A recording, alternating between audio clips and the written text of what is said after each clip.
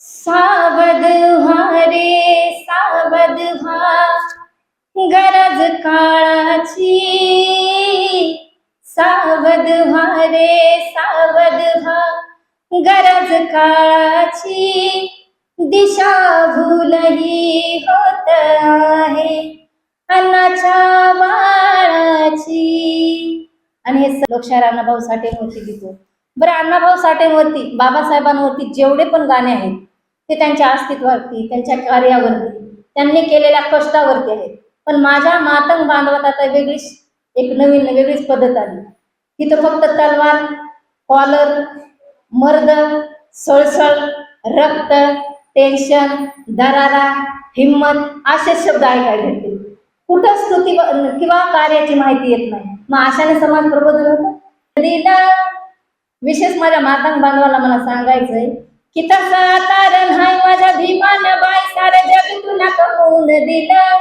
माझ्या भीमान जग सारे जिंकलं रे बाळा माझ्या पेनाच्या टोकावर. माझ्या भीमान जग सारे जिंकलं रे बाळा एका पेनाच्या टोकावर. आता सध्या मातंग बांधवात एवढी म्हणजे स्पर्धा चालू मातंग बांधवांची आणि बुद्ध बांधवांची.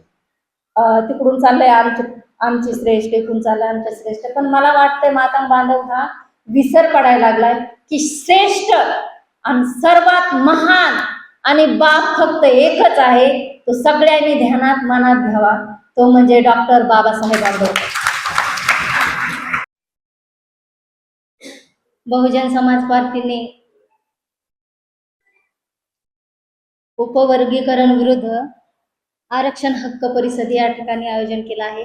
आणि या आयोजनानिमित्त मला इथे बोलवलं त्याच्याबद्दल मी सगळ्यांचे आभार. लोकशाहीर अण्णाभाऊ साठे यांच्या जयंतीनिमित्त सर्व महान मानवांच्या विचाराचे इथं जमलेल्या माझ्या भावांना, बहिणींना जयंतीच्या हार्दिक शुभेच्छा. जय भीम बंधूंनो. सरांना प्रश्न पडला की मी नेमकं काय करते. अलीकडे घेऊ का, थोडं लांब झाल्यासारखं वाटतं. तर मी एक कष्ट करणारी साधारणशी महिला. इन्स्टाच्या माध्यमातून आम्ही बाबासाहेब आंबेडकर, लोकशाहीर अण्णाभाऊ साठे, महान मानवांचे विचार जगासमोर मांडण्याचं छोटंसं काम आम्ही हाती घेतलं, मी आणि आमच्या मालकाने.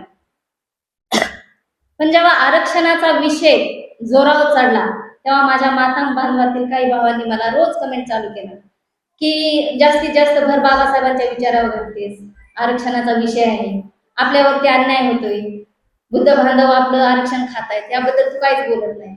तर मला कुठंतरी वाटलं की हा जो म्हणजे बुद्ध बांधव आपलं आरक्षण खातायत हे मला कुठंतरी ठसलं. मला वाटलं की हे खोटं आहे आणि असं कोणावर आपण बोट ठेवू शकत नाही. विषय हा आहे की मातंग बांधवात बरेच लोक, आता ज्या लोकात राहतात, सहसा आपण ज्या ठिकाणी राहतो त्या माणसाची सगळ्याचे स्वभाव माहीत असते, त्यांचं राहणीमान सगळं आपल्याला माहीत असतं. मग मला कुठंतरी असं जाणवलं की माझ्या मातंग बांधवामध्ये जास्तीत जास्त 10वीच्या पुढे विद्यार्थी नाही, शिकत नाही, वाळूचे कामं करणे, दारू अशा वेगवेगळ्या कामामध्ये आपले लेकरं अडकून बसलेले. मग कामात ह्याच्यात त्यांना शिक्षणाची गोडी नाही, काय नाही. आणि विशेष म्हणजे बुद्ध समाजाचे जे लेकर आहेत ते शिक्षणाच्या दिशेने त्यांची ओढ आहे. मग कुठं तरी मला असं वाटलं मालकांना मला की हे खोटं आहे. आपण का आपली कमजोरी लोकांवर का थोपवायची. आणि हे सत्य आहे. जरी मी मातंग समाजाची असली तरी कुठंतरी मला विचार आला ह्या गोष्टीचा की मी हे बळरेटी करू शकत नाही, जसं की आता आमचे नेते लोक करायला लागले. बरेचसेच आहे.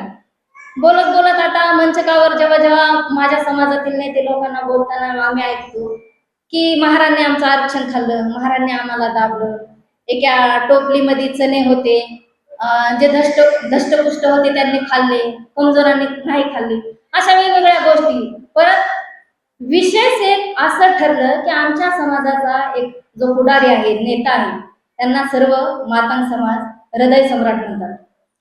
हा हृदय सम्राट एक दिवस मी त्याचं बोलणं स्टेजवर ऐकत होते. आम्हाला आरक्षणाशी देणं घेणं नव्हतं आणि माहित नव्हतं हा विषय. काम करून कष्ट करून जगण्याचाच आमचा टाइम चालू. विशेष म्हणजे आम्हाला असं वाटतं की बाबासाहेबांनी दिलेल्या सवलती, आरक्षण हे सगळ्यासारखे समान आहे, मग आपल्या लेकरांना आपण शिकू या गोष्टीचे माणसं आहे. मग जेव्हा मातंग समाजाचा नेता स्टेजवर असा बोलतोय, त्यांनी असं सांगितलं साहेब की मातंग समाजाचा चेहरा म्हणे शुभ आहे. मातंग समाजाने केलेले कार्य शुभ आहे. आमचा चेहरा पाहिला की पूर्वीच्या काळी कोणची की गोष्ट व्हायची. मग ह्या गोष्टी कुठंतरी समाजामध्ये परत एकदा अंधश्रद्धेकडे माझ्या समाजाला घेऊन जाते हे आमच्या लक्षात आलं. बोले तैसा चाले त्याची वंदावी पावली, पण आमचा बोलणारा नेता गलत बोलतोय असं आमच्या लक्षात आलं. समाज भरकटून टाकण्याची दिशा चालली. आरक्षण हा विषय झाला, पण समाजामध्ये अंधश्रद्धा आणि समाज भरकटून टाकण्याचे विषय जास्त समोर यायला. एकही असा कार्यकर्ता आज अशी परिस्थिती महाराष्ट्रात झाली की स्टेजवरती बाबासाहेबांवरती पण टीका होत. मग कुठेतरी ह्या गोष्टी आम्हाला लागल्या की आरक्षणाचा विषय आहे, पण सत्यापासून आपला समाज कुठेतरी दूर चालला. हे आम्हाला आवडलं नाही. त्याच्यामुळे आरक्षणात विषयामध्ये आम्ही उडी घेतली. आणि सगळ्यात मोठा महत्वाचा विषय आहे की आमचे लोकशाहीर अण्णाभाऊ साठेंनी पृथ्वी ही शेषाच्या मस्तकावर नाही, कष्ट करायच्या, काम करायच्या दलित बांधवाच्या तळहातावर आहे असं लोकशाहीर अण्णाभाऊ साठे लिहितात. मग आज माझ्या समाजाचे पुढारी जर समाजामध्ये हे सांगत असतील की आपण शुभ आहोत, मग समाज भरकटायला नाही तर कुठे चालू? समाजाला योग्य दिशा तुम्ही दाखवा ना. आरक्षणाचा विषय घेताय आणि समाजामध्ये परत एकदा तुम्ही अंधश्रद्धा बिंबवताय. शूरवीरांच्या तलवारीच्या भाषा चालल्या. साहेब, शिक्षणाचा विषयच नाही, विषय फक्त आरक्षणाचा आहे आणि जातीचा आहे. काही लोकांना तर माहिती बी नाही. स्टेजवर नेल्यानंतर जेव्हा पब्लिक मध्ये त्यांना बोलवलं जाते त्यांना त्या माहिती नाही की विषय काय चालला. इथं फक्त ह्यांना यांची एकी दाखवायची, जात दाखवायची. पण समाज भरकटून चालला आहे कुणीच सांगत नाही.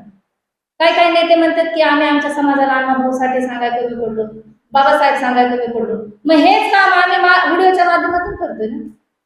काय गरज आहे आम्हाला समाजामध्ये येण्याची, ह्या स्टेजमध्ये येण्याची, लोकांमध्ये जाण्याची? तुम्ही जे काम करायचं ते करीनच झालं.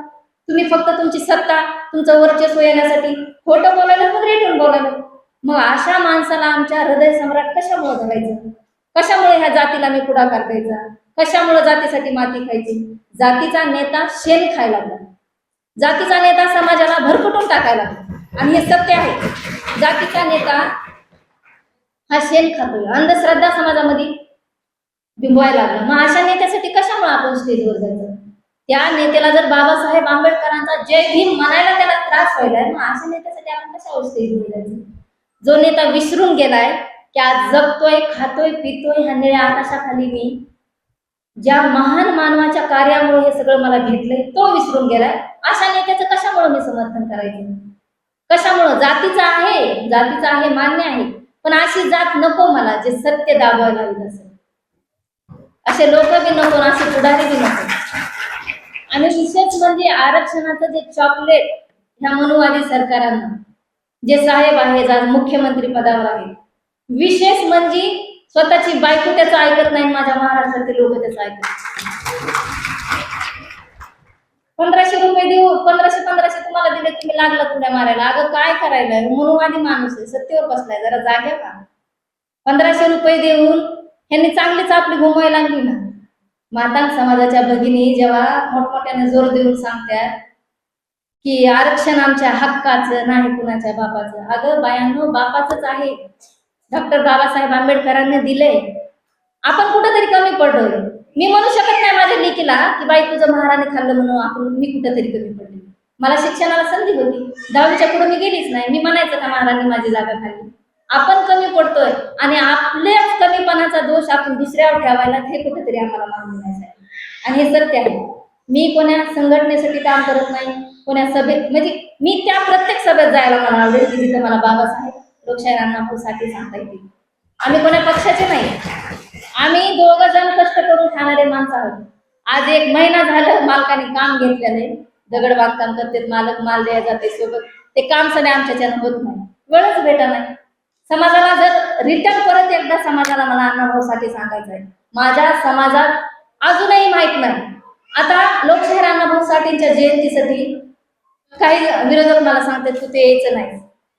मग मला सांगा, मी तुम्हाला हे सांगते की अण्णाभाऊ साठेने आपल्याला पृथ्वी शेषाच्या मस्तकावर नाही रे बांधवानं, तुमच्या आमच्या तळ हातावर आहे, कष्ट करायच्या हातावर आहे, हे सांगते मी.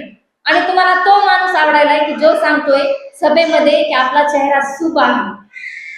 परत एकदा तुम्हाला अंधश्रद्धेकडे घेऊन चाललाय. परत एकदा त्यांच्या स्टेजवर साहेब आभरण घालून पोतराज उभे आहे. मग हा जो नेता तुमचा आहे स्टेजवर होती, बाबासाहेबांनी जो आभरण घालून जे चाबूक फिरवतात का, पोतराज म्हणते, ह्या प्रत्येक गोष्टीला बाबासाहेबांनी विरोध केलाय.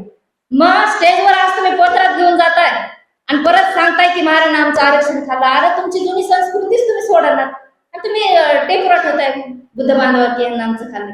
तुम्हाला सोडायचंच नाही ना. आता मी ज्या समाजात राहते त्या समाजाला मी जास्त ओळखीन का तुम्ही जास्त? मीच ओळखणार, मलाच माहिती. माझ्या बायका 200 रुपयासाठी दिवसभर रानात जातात. माझे भाऊ त्याच्यातले 100 रुपये घेऊन दारू पेते. साऱ्या राखायचं घरात भांडण होतंय, कुत्र्यावानी मारा माऱ्या करतात घरामध्ये. आणि मी सकाळी उठून कसं काय म्हणू की महाराज माझं खाल्लं? तिकडं कष्ट करून मेहनत करून तो समाज पुढे चाललाय आणि आपण त्यांना असं टीका करायचं, रस्त्यावर उतरले. परत यांचं दोघांचं भावनांतर युद्ध तर पेटले, पण यांनी महापुरुषांवर टीका चालू केलंय. महापुरुषांवरती हे बोट लावायला लागले. हे कुठंतरी गलत आहे. त्याच्यामुळे आम्ही हा पुढाकार घेतलाय. आम्हाला कोणी सांगत नाही. विशेष बंधू, पैसा घेऊन बोलणं येत नसतं माणसाला. पैसा घेऊन तुम्ही स्टेजवर जाऊन हिंमत दाखवू शकत नाही. अनेक बांधव माझ्या मातंग समाजाचे म्हणतायत की तुला कोणतरी पैसा देते. मला पैसा देत नाही. सत्य आमच्या सोबत आहे आणि सत्यामुळे आम्ही दोघं बोलतोय आज. आणि हे सत्य कुठेतरी दाबलं जाऊ नये त्याच्यासाठी मी धडपड आहे. मला वाटतंय मी एखादं सुंदरशी कविता काहीतरी सादर करावी. मी लिहिते, फ्रेश वाटत महिलांना.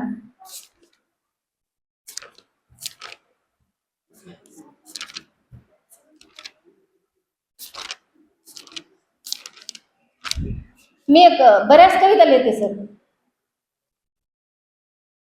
सावध व्हा रे सावध व्हा, गरज काळाची. सावध व्हा रे सावध व्हा, गरज काळाची. दिशा भूलही होत आहे अन्नाच्या बाळाची. आणि हे सत्य आहे. दिशाभूल होती. लोकशाहीर अण्णाभाऊ साठेच्या समाजाची दिशाभूल होत आहे. त्याच्यासाठी ही छोटीशी आमची तगमग आहे. बरेच आम्ही बाबासाहेबांवरती लिहितो, लोकशाहीर अण्णाभाऊ साठेंवरती लिहितो. बरं, अण्णाभाऊ साठेंवरती, बाबासाहेबांवरती जेवढे पण गाणे आहेत ते त्यांच्या अस्तित्वावरती, त्यांच्या कार्यावरती, त्यांनी केलेल्या कष्टावरती आहेत. पण माझ्या मातंग बांधवात आता एक नवीन वेगळीच पद्धत आली. तिथं फक्त तलवार, कॉलर, मर्द, सळसळ, रक्त, टेन्शन, दरारा, हिम्मत असे शब्द ऐकायला भेटतील. कुठं स्तुती किंवा कार्याची माहिती येत नाही. मग अशाने समाज प्रबोधन होतं? अशाने समाज प्रबोधन होत नाही.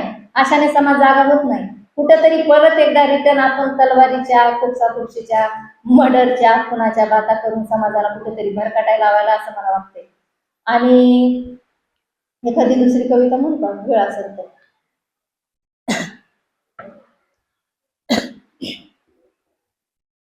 माझी अडाणी माय मला सांगत राय बाळा शिकून घे तू बरं. माझी अडाणी माय मला सांगत राय बाळा शिकून घे तू बरं. माझा विमान जग सारं जिंकलं बाळा एका पेनाच्या टोकावर. माझा विमान जग सारं जिंकलं बाळा एका पेनाच्या टोकावर. अडाणी आई सांगते, माझी अडाणी माय मला सांगत राय बाळा शिकून घे तू बरं. माझी अडाणी माय मला सांगत राय बाळा शिकून घे तू बरं. माझं विमान जग सारं जिंकलं बाळा एका पेनाच्या टोकावर. धुन भांड मी लोकांचं करती, तुझ्या शाळेची कराया भरती. बाप जातो या कामारवरती. याला मी आधी एक कडवं लिहिलं सांगितलं, ते मला सांगितलं की हे असं बोलू नका त्याला. बाप जातो या कामारवरती, त्याच्या दारूची त्याच्यात भरती. आणि हे सत्य, पण हे मला आता बोलू देत नाही. बाप जातो या कामारवरती, त्यात गरिबीची आहे भरती. माझं सांगायला काय तुला एवढ हाय, तुझं शिकून भावा धड.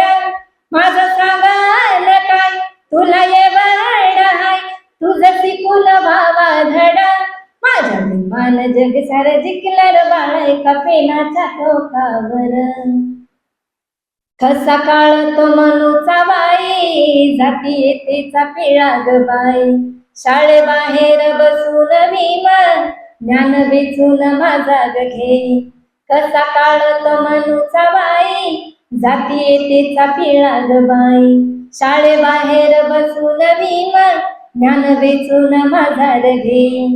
तसा तार नाही माझ्या भीमान बाई सारे जग तुला कमवून दिलं. विशेष माझ्या मातांग बांधवाला मला सांगायचंय की तसा तार नाही माझ्या भीमान बाई सारे जग तुला कमवून दिलं. माझ्या भीमान जग सारे जिंकलं रे बाळा माझ्या पेनाच्या टोकावर. माझ्या भीमान जग सारे जिंकलं रे बाळा एका पेनाच्या टोकावर.